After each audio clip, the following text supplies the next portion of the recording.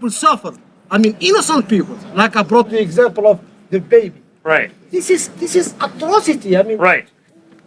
I mean, if there is, hey, there are so many examples we can bring up, but this is the main one: the suffering, the injustice. Why do people suffer? Innocent people, Right. people of God. You know, Right. why do we suffer? Okay. Why? Right. That's one of the most difficult questions a human being can ask. And I'm asking for your opinion. Right. Since you've been here for all morning, you see how you might have a different way of answering. Then I know my answer.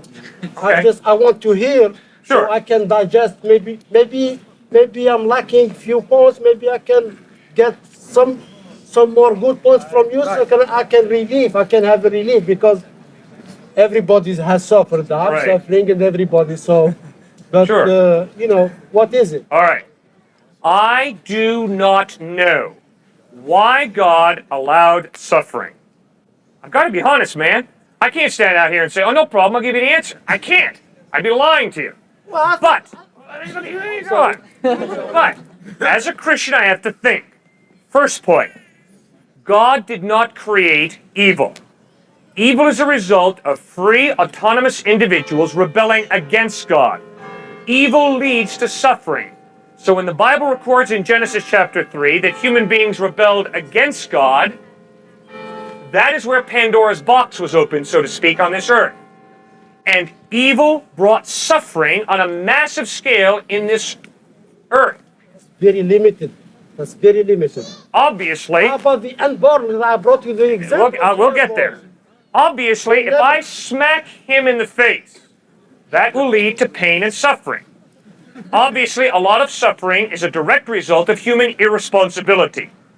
The gas chambers of Dachau and Auschwitz, Buchenwald. Obviously, suffering, a direct result of human irresponsibility. But you're right, there's other suffering, like a baby with birth defect, that's not a direct result of human irresponsibility. When we told God to shove out of our lives, He honors our request, takes a step back from planet Earth, and chaos erupts. Earthquakes, genetic defects, etc., suffering. Not because God is punishing anybody, but because when God removes himself partially from Earth, chaos erupts.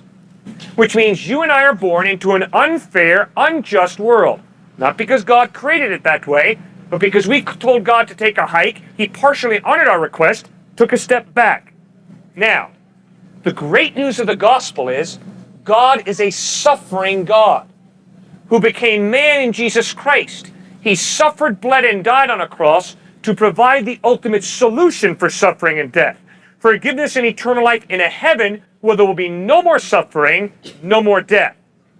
So now the question is, do you and I have God's solution to the very real problem of suffering? Do you and I have Jesus Christ? Suffering is something that many people wrestle with, especially when it affects innocent people.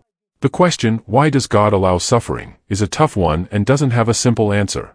From a Christian perspective, God didn't create suffering or evil. In Genesis 3, we see that suffering began when humanity, through free will, chose to rebel against God. This event, known as the fall, is what introduced sin and suffering into the world. A lot of the suffering we witness today is the result of human actions, things like violence, war, and greed. But what about the suffering caused by things outside of human control, like natural disasters or birth defects? The speaker explained that this kind of suffering isn't directly caused by human actions but may be a consequence of humanity turning away from God. When humanity rejected God, there was a partial withdrawal of his presence, and this allowed for natural chaos, like disasters, to occur. However, Christianity doesn't stop there. The ultimate answer to suffering, according to the Bible, is found in Jesus Christ. Out of love, God sent Jesus to suffer on the cross and conquer death, offering eternal life to anyone who believes in him. In the Christian faith, there is the hope that in heaven, suffering, pain, and death will no longer exist, Revelation 21 verse 4.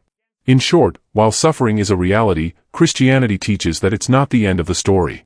There is hope in Jesus, and through him, we can find peace, even in a world filled with pain.